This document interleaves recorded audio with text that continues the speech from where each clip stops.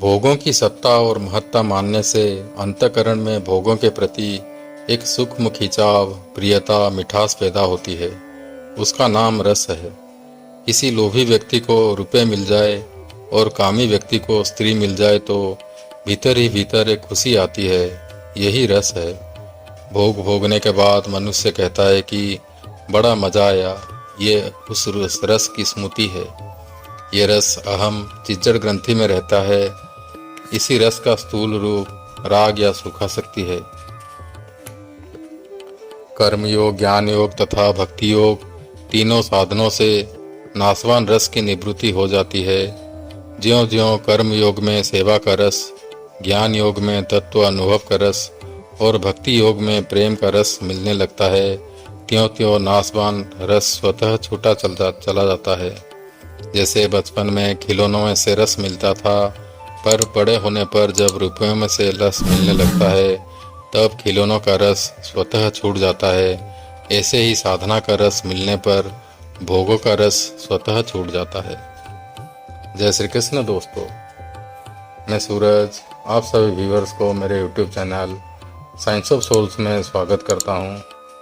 आज की वीडियो में हम जानेंगे कि रस बुद्धि क्या है और ये रस बुद्धि साधक को कैसे ख्याति में पहुंचाता है। इस विषय में श्री भगवान ने दूसरे अध्याय का 59 नंबर श्लोक में आलोचना की है।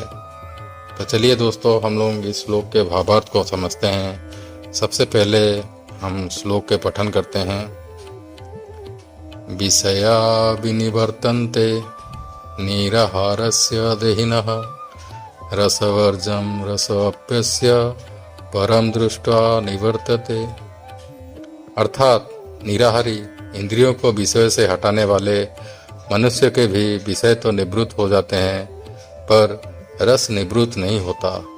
परंतु परमात्मा तत्व का अनुभव होने से इस स्थितप्रज्ञ मनुष्य का रस भी निवृत्त हो जाता है, अर्थात उसकी संसार में रस बुद्धि नहीं रहती।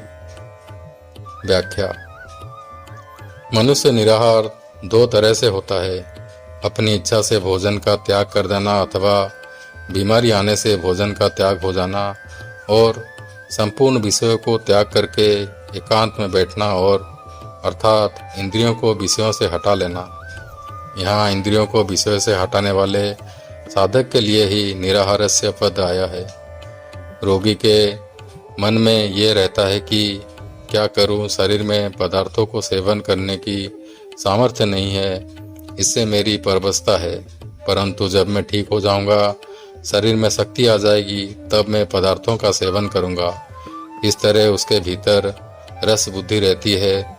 ऐसे ही इंद्रियों को विषयों से हटाने पर विषय तो निवृत्त हो जाते हैं, पर साधक के भीतर विषयों से रस बुद्धि, सुख बुद्धि और जल्दी निवृत्त नहीं होती। जिनका स्वाभाविक ही विषय में राग नहीं है और जो तीव्र वैराग्यवान है, उन साधकों की रस बुद्धि साधन अवस्था में ही निवृत्त हो जाती है। परंतु जो तीव्र वैराग्य के बिना ही विचार पूर्वक साधना में लगे हुए हैं, उन्हीं साधकों के लिए यह कहा गया है कि विषय का त्याग कर देने पर भी उनकी रस बुद्धि निवृत्त नहीं होती।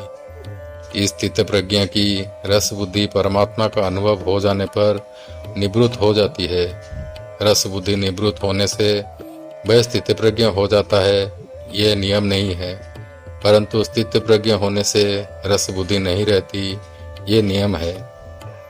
रसोऽप्यस्य पद से यह तात्पर्य निकलता है कि रस बुद्धि साधक की अहंता में अर्थात मैंपन में रहता है। ये रस बुद्धि स्थूल रूप से राग का स्वरूप धारण कर लेता है। अतः साधक को चाहिए कि वह अपनी अहंता से ही रस को निकाल दे कि मैं एक निष्काम हूँ, राग करना, कामना करना मेरा काम नहीं है। इस प्रकार निष्काम भाव आ जाने से अथवा निष्काम भाव होने का उद्देश्य होने से रस बुद्धि नहीं रहती और परमात्मा का अनुभव होने से रस की सर्वथा निवृत्ति हो जाती है। जब तक संयोगजन्य सुख में रस बुद्धि रहती है, तब तक प्रकृति तथा उसके कार्य, क्रिया, पदार्थ और व्यक्ति की पराधीनता रहती है।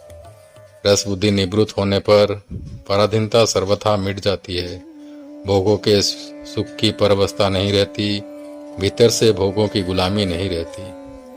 जब तक अंतःकरण में किंचित मात्र भी भोगों की सत्ता और महत्ता रहती है, भोगों में रस बुद्धि रहती है, तब तक परमात्मा का अलौकिक रस प्रकट नहीं होता।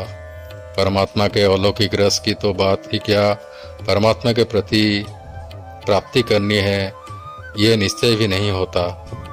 बाहर से इंद्रियों को विषयों से संबद्ध विच्छेद कर देने पर भी, अर्थात भोगों को त्याग करने पर भी भीतर में रस बुद्धि बनी रहती है। तत्वबोध होने पर यह रस बुद्धि सूख जाती है, निवृत्त हो जाती है। तात्पर्य है कि संसार से अपनी भिन्नता तथा परमात्मा से अपनी अभिन्नता का अनुभव हो जाता है, तब नाशवान संयोगजन्य रस की निवृत्ति हो जाती है। नाशवान रस की निवृत्त होने पर अविनाशी अखंड रस की जागृति हो जाती है। तत्वबद्ध होने पर तो रस सर्वथा निवृत्त हो जाती है, पर तत्वबद्ध होने से पहले भी उसकी उपेक्षा से, विचार से, सत्संग से, सत्कृपा से नस निवृत्ति हो सकती है।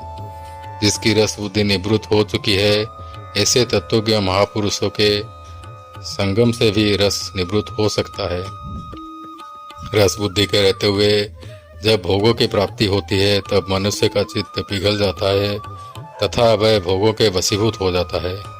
परंतु रस बुद्धि निवृत्त होने के बाद जब भोगों की प्राप्ति होती है, तब तत्वज्ञ महापुरुषों के चिंतन में किंचित मात्र भी कोई विकार पैदा नहीं होता। उसके भीतर ऐसी कोई वृत्ति पैदा नहीं होती जिसमें भोग उसको अपनी ओर खींच सके। जैसे पशु के आगे रुपये की थाली रख दे, उसमें लोभ वृत्ति पैदा नहीं होती और सुंदर स्त्री को देखकर उसमें काम वृत्ति पैदा नहीं होती। पशु तो रुपये को और स्त्री को जानता नहीं, पर तत्वज्ञ महापुरुष रुपये को भी जानता है और स्त्री को भी जानता है, फिर भी उसमें लोभ वृत्ति और काम वृत्ति पैदा नहीं होती।